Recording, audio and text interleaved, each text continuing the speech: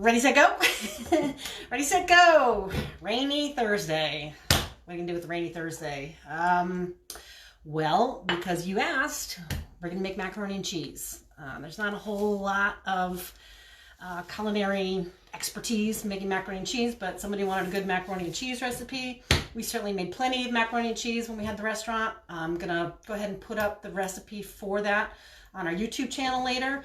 And if you missed any of our other techniques that we've used and some of the other videos that we've had, you can just go over to our YouTube channel. It's John and Heather, John & Heather. We'll also include the link at the end of this. Oh, John and Heather Perfetto, last name. We'll also include the link after we shoot this video and put it up there for you all. So we had some thunder and lightning here, which is exciting. I love thunder and lightning, but it's pretty rainy and gray, so it seemed like a good day for macaroni and cheese. The biggest part of macaroni and cheese is the making of the white sauce. So I went ahead and started boiling here. I had some milk. Ideally, I would make it with heavy cream, half and half, and milk combination. But I had milk, so we're gonna make it with milk. So it's a white sauce. Now, classic bechamel white sauce is made by melting your butter, adding your flour, making the roux, adding your cold liquid to that, and reducing it. But I'm gonna do my cheat again that I showed the other day when we were making the cream soup. So I'm gonna show my cheat, and that's gonna happen pretty quickly here. So you bring the butter, the seasoning, and the milk to a boil, and then this is my flour and water slurry that I mentioned before is going to get me kicked out of culinary club, but it works. So I'll show you quickly how to do that. One thing I want to mention is this product that we use, and it comes from Restaurant Depot. I don't know if y'all can get in there. If you know somebody who has a card, you can beg, borrow, and steal from a friend. It is this vegetarian base. I use this in almost everything. It's a beautiful seasoner. It's got a great color, it adds color to things, and it has a good flavor profile. I can't read those ingredients because I'm old, so you check out the back of it, but it's one of my favorite products to have. All right, so you can see how that flour tightened up this white sauce. Now you just want to make sure that you cook it out a little bit because you don't want to taste all that flourness to it. I also want to mention that I had already put in here salt and pepper and onion and garlic, butter, and this vegetarian base. All right, so white sauce or bechamel. What can you do with this? Well, we're going to make macaroni and cheese with this, but you can add pesto to this, make pesto cream sauce, throw in tortellini, chicken and peas. That was a dish that we had in the restaurant. You can add marinara to this, throw in some penne alla vodka. You can add butternut squash puree or sweet potato puree and some ravioli, and you have that ravioli dish that we used to serve in the fall that was delicious and very popular. So white sauce is a good thing to have. You can freeze it too. It'll hold up in the refrigerator for a few days, but you could put it in quart containers and stick it in the freezer. So if you're making a whole gallon or a batch of white sauce, you can make it and keep it ahead of time. You can turn it into cream soup. So you can put pureed broccoli, frozen spinach. You can make cream spinach broccoli soup. This is also like a base for a clam chowder. You know, if you put the bacon and the clams, potatoes, celery into this, you could have New England clam chowder, a little more cream to that. So you can see that I let it cook a little bit there. And so I cooked earlier this pasta. I didn't have macaroni, so I'm going to make mine with rotelli. Whatever, make it with whatever you have. Make it with bow ties, make it with orzo, make it with macaroni. And what I've put into this macaroni so far is salt, pepper, a little bit of Parmesan cheese, and here on the floor, just grated what I had in the refrigerator cheese.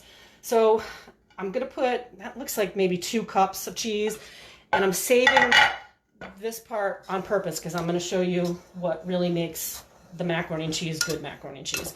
So this Parmesan and this cheese get mixed up in here so that it's going to get evenly coated. I know some people like to put their cheese into the sauce and melt it into the cheese sauce. That's called the Mornay sauce. It's delicious on broccoli. I don't prefer it for this because I think doing it this way you get these little pockets of cheese. So that's one of our secrets to why we did it the other way. All right, so go ahead and pour the white sauce. Be generous. That's the other thing. You don't want it to be dry, but I'm saving a little bit, and I'll show you why in a minute. And go ahead and mix that up. Make sure all your noodles are coated. And you can see the stringy cheese is the cheese is evident in there. It's not melted away into the sauce. You're going to see when you bake this that's going to help. I know some people put Velveeta in this. I know some people put sour cream and cream cheese in this. I don't think it's necessary. I think, you know, this will do the trick. It's just simple, basic mom's macaroni and cheese. And I'm going to taste it. Make sure you have proper seasonings. Yes, you have proper seasonings. And I just want to I'm going to cook mine in this souffle dish right here, because that's what I have. You can also make this ahead. So like if somebody wanted to make this for Easter, you could make this now. You could freeze it. You could put it in the refrigerator. Probably stay unbaked in the refrigerator for 2-3 days. So you go ahead and make that today if you want for Easter. Now here comes one of our tricks. We put a little bit more of this sauce on top. Okay, and spread it around. Then we put Parmesan cheese, more of this cheese,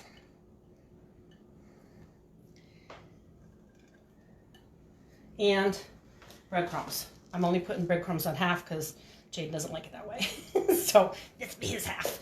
And then you put this in, I'd say probably like a 395 oven till it's bubbly and brown. I'm going to go with maybe half an hour for that action to happen. I don't have my oven on now, so I'm going to put mine in there later and bake that later for them. So I'd say 385 for 30 minutes, but you want to see it bubbling around the outside, and this will turn into a beautiful brown top, which we'll take a picture of that after we make it and go ahead with that. The next thing that I want to make today, just because I have this, is this pork fried rice. I forgot to get the rice out. Hold on. So this was the plate that I'd set up earlier for the shoot. We're gonna grab this over here. I prepped all these vegetables for it ahead of time. I have one pork chop left over there.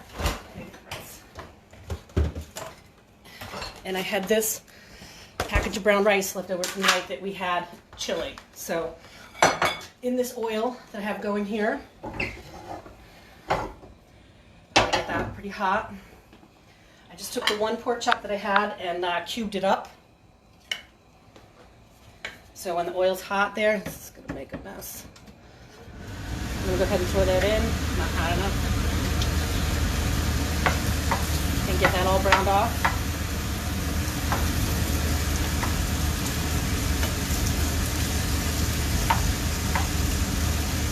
This is a way to extend very little meat into like a whole meal for more than one person. So if you just have one piece of chicken or one piece of pork left over, and this could have been already cooked too, mine happened to be raw, but if it were already grilled or already cooked, then you would do the vegetables first and add the pork at the end. But I want to make sure that this gets cooked before I add my vegetables in. And then I also have on the side here a little bit of lime zest, ginger, and garlic. I have one lime, so that's going to go in there too.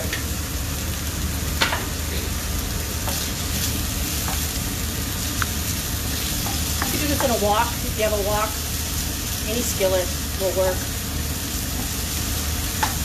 You basically want to make sure that you brown the meat off.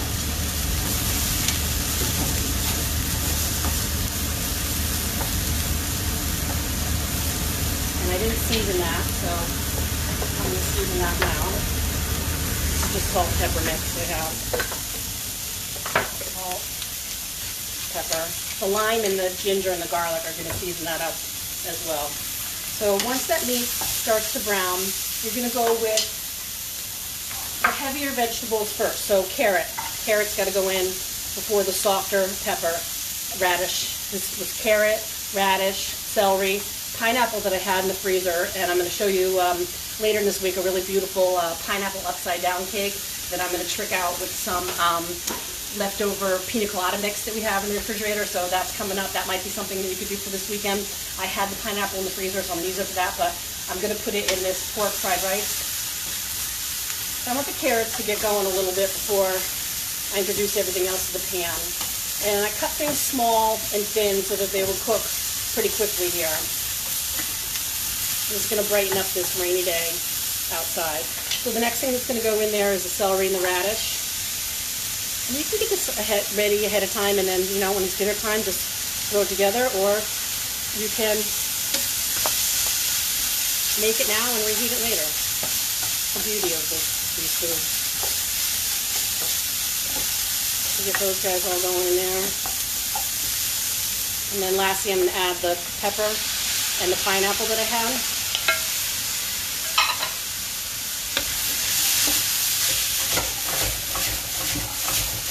Red pepper flakes would be great in here right now. Or that, oh, here, I have hot sauce. Never mind. Mexican hot sauce will do. A little spice. That jalapeno Thai chili that I had from earlier too would go great in this. Again, chicken, pork, beef, whatever you have, shrimp. This is a little stock that I made. Go ahead and add that.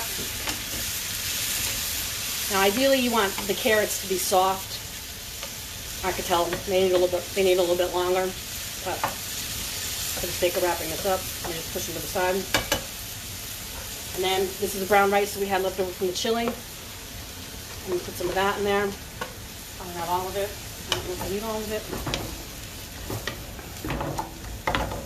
And then peas, if you had frozen peas, great, throw those in here. Pea pods, bamboo shoots, green beans, whatever you got. This is what we had. The next thing that you want to do is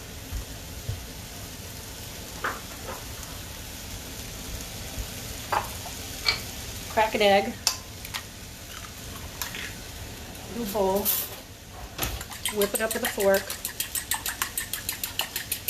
more protein added to the skillet, and toss that in the middle. And mix that around.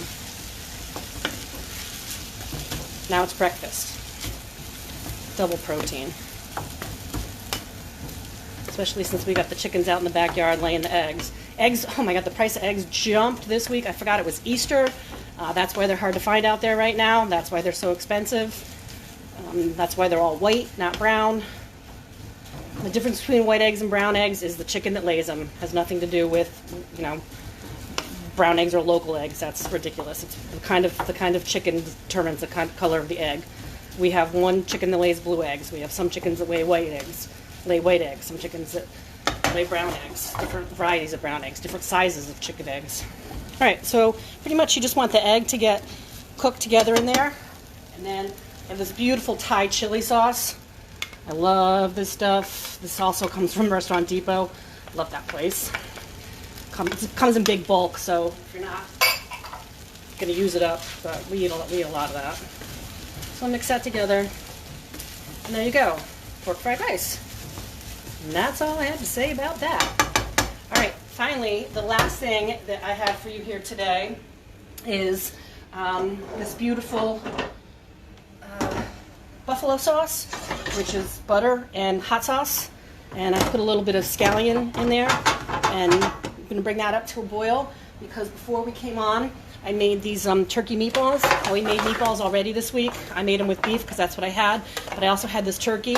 So I was trying to figure what would go great with macaroni and cheese, and Logan said, oh, why don't you do buffalo chicken or buffalo turkey? So that's what I had, buffalo turkey. So I cooked these meatballs, and I'm just going to toss them into this buffalo sauce and bring them back up to a boil and heat them up, and you'll see they're going to get, like, as this cooks down, they're going to get all glazed and covered in that beautiful buffalo sauce. So this will go great with macaroni and cheese. This will go great on sliders or just by itself. If you don't want to eat the pasta, you can just eat the meatball. And you can make these keto for my friends out there. A friend of mine called me up yesterday. She's like, I've been watching you cook it. I didn't want to send you a text. I wanted to call you. I think that was really nice. Cindy Lou Who, thanks so much, down there in the south. She would probably love a keto version of this recipe here. So you see that's going to coat that up really nice. And then when I go to serve this tonight, I'll put the recipe for this too. It's basically meatballs that I added some chives from the backyard and some celery too. So it's basic meatballs, but I put a little bit of celery and chives in it. And then I'm going to put it in this hot sauce. And when I serve it tonight, I don't have blue cheese, but we have this blue cheese dressing, this Marie's blue cheese dressing. So I'm going to drizzle that over it too. And again, you know, if someone in the house doesn't like that, they don't have to have that. But that's what's going to make mine buffalo since I don't have the blue cheese. All right, so we covered a lot here today, from white sauce to macaroni and cheese. Macaroni and cheese and turkey buffalo meatballs. We used up 1 pork chop and some brown rice and some vegetables that we had in this beautiful pork fried rice, which could be any protein fried rice, or none if you're vegetarian. If you have tofu, put tofu in there. If you have tofu and mushrooms and tomatoes in your refrigerator, scramble that up and put that in there. Use the tofu as the egg part that I put in there. If you're vegan, do it all with tofu, don't use egg at all. There's many ways to, the point is to get the skills, you know, to learn the basics of cooking, and then what you do and play with it and the things that you create with it are all going to be variations once you have that skill set. So today, John, who do we got? We got hidden heroes. All right, who are the hidden heroes out there? The hidden heroes are the people who are helping the rest of us get to where we need to be and get stuff done. So John's got down here unsung heroes.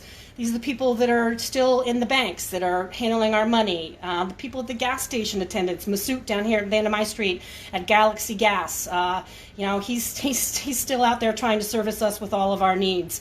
The grocery stores, the people that are working in the grocery stores. This weekend, I'm sure the grocery stores are going to be packed. So maybe if you could put a smile on your face when you go in there and say thank you to somebody for stocking the shelf or checking you out. I think they could all use a little bit of positive reinforcement right now. Auto repair, geez, I hope nobody needs that. AAA, the physical therapist. John had to go for his shoulder to physical therapy today. People that are delivering for us, the UPS, the Amazon, the packages that we're ordering so that we don't have to go to the grocery store, the Peapod delivery people, your mailman, mailwoman for me here, any of these people, Public Works, who's still coming by every day to pick up our garbage, once a week to pick up our garbage and our recycling. You know, maybe we could find some way to thank them, whether it be a heart in the window or a card or a gift card or a pack of donuts or a 6-pack of beer, you know, whatever it is. Let's not forget that there's other people who are still out there working while we are, all the rest of us, just being asked to stay here at home. And our restaurant for the day is actually not in Milford, but I think these guys deserve a great shout out. They have a really good thing going. Yes. Milano and Guy over at Gaetano's. They've got a place in Stratford, Monroe, Westport, Shelton. Just opened. And the reason I'm putting them up is because maybe it will entice them to open a place in Milford. Great, amazing sandwiches. Which one do you get? Chicken and broccoli rabe. Chicken and broccoli rabe. I like the roast beef. I make my own roast beef, but they have a lot of, you know, set sandwiches. They have curbside pickup right now. You know, like I said, it's, you go in there and it's a little sideshow. They always are bickering with each other, and they put on a great show for you. Not only, you know, a good sandwich, but a great atmosphere and environment. Probably a great place to work at. So Gaetano's in Stratford, give them a shout out. Give them a try. All right. So here's some things that we're going to have upcoming before Easter. Somebody asked me why their quiche is spongy. Well, I'm going to take a look at that and come up with a quiche for you. I think Saturday morning we'll be making a quiche. Then somebody also asked me for inside-out meatballs. Well, I don't have angel hair, but I reserved some of this rotelli. I'm going to give that a shot and see if I can show you what the trick is to inside-out meatballs. That's a good thing to make for this weekend. Pineapple upside-down cake, like I mentioned, and I'm going to go back and revisit those granola bars. So those are some things that are going to be upcoming Friday, Saturday. We are going to take Sunday off because we're absolutely insane, and we have a bunny costume left over from the restaurant, so we are going to put on the bunny costume and go to a couple neighborhoods that we know that there's some kiddos out there, and the Easter Bunny is going to honk the horn and run up and down the street, and we won't be interfering in anybody's personal space. We won't be ringing doorbells. We won't be talking to kids. We won't be handing anything out. We're just going to have this instant pop-up Easter Bunny going on Sunday. So we will not be here to do that, but we could probably run some live Facebook on the Easter Bunny surprise attack. Thanks again for tuning in. As always, check out our YouTube channel. We need subscribers. So if you got anybody out there that's just sitting around, all they gotta do is hop over there and push the button. Thank you.